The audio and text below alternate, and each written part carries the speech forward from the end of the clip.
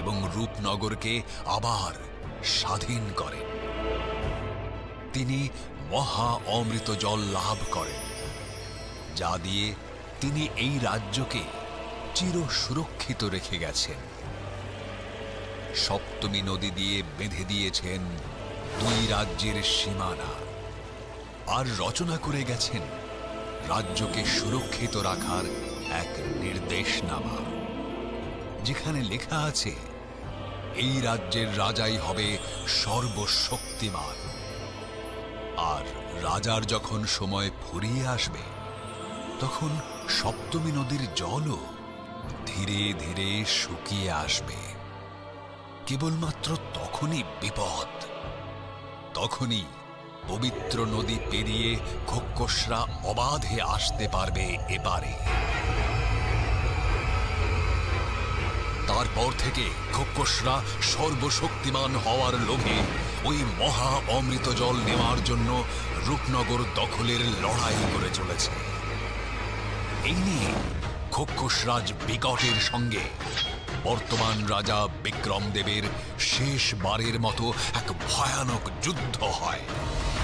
বিক্রমদেব খোক্কসরাজ বিকটকে নিহত করলেও যুদ্ধের সময় নিজের বাঁ কাঁধে আঘাত পান, আর সেই আঘাতের জন্যই রূপনগর আবার দুর্বল হতে থাকে।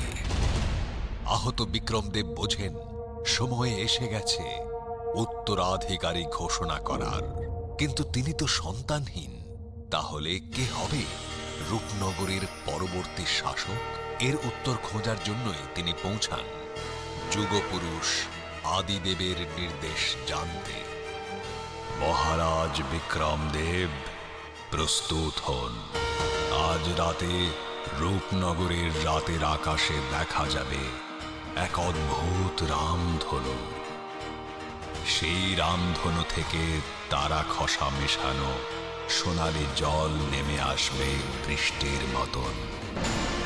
রাজপ্রাসাদের নৈরিত কোণে দাঁড়িয়ে এই বৃষ্টির জল পূর্বপুরুষের নাম জপ করে আজলা করে ভরে নিতে হবে এক দিব্য সোনার পাত্রে। সেই জল খাওয়াতে হবে রানী সুমতিকে।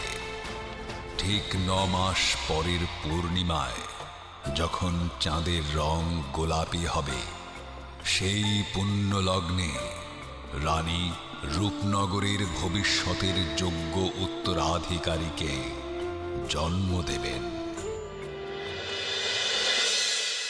এ কি মেয়ে?